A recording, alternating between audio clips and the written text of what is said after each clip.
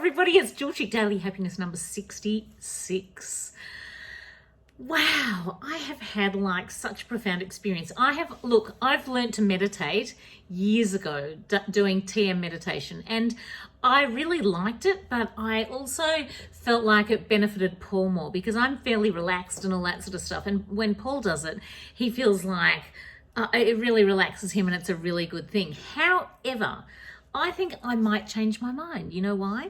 Because yesterday, when I came back from my walk, it was such a sunny day. It was beautiful and it was gorgeous, and I thought, I'm just going to sit outside on the deck chairs.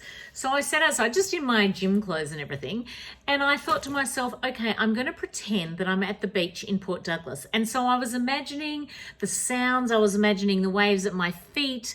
I honestly was trying to get myself into a position where if I'd opened my eyes, I would have gone, oh my God, I'm in the backyard, I'm not at Port Douglas. You know, that kind of, I was really into it. I was really trying to do it.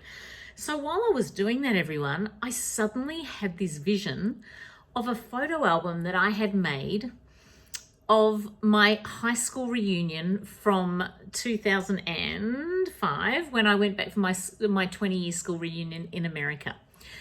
So why this is so important is, for those of you who've been watching all these happiness videos, early on in the piece, a friend of mine passed away. He was my closest friend, like my best friend in the United States when I was an exchange student. He made my whole year very special, and to hear that he'd passed away was like devastating. And I'd gone back for the reunion and I was thinking, where are the photos? Why haven't I got photos? Like, I was racking my brain and I couldn't come to any conclusion. And while I was sitting out there, like just meditating on and letting my brain open up, because I believe that everything is locked inside our brain. Everything we've done every second, even though sometimes things are so mundane you don't remember them, it's all locked in here. And so I was just kind of relaxing, and then all of a sudden this sort of thing came, there's a photo album, and I'm like, really? And so I started thinking about it. What was the photo? What had I done? And all of a sudden I remembered, which is why everyone yesterday, if you saw the video yesterday, I started cleaning out that cupboard and unearthed all those old photographs. The diary was not in there. So last night when I went to bed, I'm thinking, oh God, I wonder where that album is. And I suddenly had a flash of where it was, and I found it today. Look. Oh my God, it made me so happy. So everyone, what I want to say, if you're doing something special, try and create a little book. See, this is like, so it's really nice because what I did was I wrote about all the people that I'd met, and like my friend Lisa, there she is, like all the people that I've met. And then here's my friend Michael, but hang on, I want to show you the picture of he and I. Hang on, where is it? There's Michael and I, that's my friend from the States. And then he's written a beautiful message to me saying, thanks for coming to the reunion because I wouldn't have gone without you. And I don't know, like, how special is that to have? So what I want to say is, like, at the time it was kind of like a bit of a diary, and I took a Polaroid camera along, and I wished I'd actually taken it to the reunion, which I meant to do. But what I did at the reunion, because I knew that's what I'd wanted to do, for those of you about to do a reunion, hang on. So, for example, here's my friend Kim, and she was dating my American brother at the time, who has also since passed away, and she wrote all her details on a napkin and wrote some words to me and all that sort of stuff. So it's kind of nice to have to look back on. It was beautiful. So when you can make memories for yourself, you know, sometimes our brain doesn't hang on to them in the way we want them to, but if you open it up, I don't know, like I was very excited to find that. I can't even tell you. Very happy.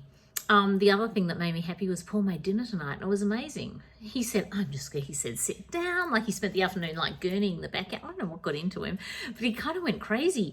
And then he was in such a great mood, and he said, you just sit down. He said, I'm cooking potatoes, asparagus, corn, beautiful steak, glass of wine. Like, honestly, like, it was like being in a restaurant. And he was lovely. And he's in this really up mood and all that sort of stuff. And it was great. Like, having someone, your partner, in an up mood makes you be in an up mood. So if you're sitting at home thinking, why is my partner being an arsehole or whatever, try being the person that you want them to be. Try to be the person that you want reflected back, because that's what happens. Like, You can't. So today, actually, this is a funny story. This is the example of this in reverse. Today, when Paul and I went for a walk, we went and got a coffee, and then a girlfriend of mine, Lisa, who I walked with during the week, came up, and she was there with her husband John. So we said, well, we'll go for a walk down the road for 50 meters and back. And they could walk for 50 meters and back. So we actually got to talk to someone else. So I was just chatting away to her, and I've forgotten what I wanted to tell you now. Oh, okay. So when we were walking a little bit distanced, you know, but we weren't taking up the whole footpath. Anyway, this guy walked past us and he goes, ladies, do you want to take up the whole footpath? Like, and I'm like looking at him going, like, because as he was saying this, there was so much room for him to pass, right? You know, it wasn't like certainly when Paul and I have walked, sometimes we're walking and you think, why aren't those people like moving aside or something like that? That's kind of crazy.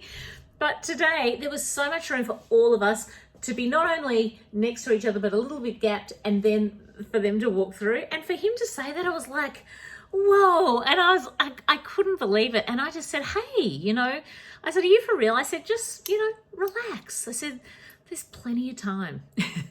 And I didn't get mad or pissed off, or, you know, like when someone says that sort of stuff to you, you automatically want to go, meow. But if you don't, I think they actually realize when you don't retaliate what a dick they're being. That's my thought. I just think if you try and give the goodness back, then it comes back to you. Because if I'd have said, oh my God, you're such a dick, then he would have started and we would have all argued in the street. You know, it's what you put out, you get back. And if you don't reflect that mirror image back, you can change it, I reckon. Anyway, so I am enjoying, and I'm getting back to Paul's lovely mood tonight because we're having a really nice night. And I just wanted to share that with you. Make diaries, maybe look into meditating if you're struggling at the moment. Even, you know what, you don't have to learn meditation. Just try and do what I did. Like, honestly, that was lovely. Sitting in the sun, maybe it's on your couch, close your eyes and imagine you're somewhere else. Imagine you're in Tahiti, or I don't know, your favorite place. It could be anything, because I think it makes a difference, and I nearly had myself convinced. All right. Lovely to talk to you all, and I will see you again tomorrow. Lots of love, everybody. Hope you're okay. Mwah! Bye.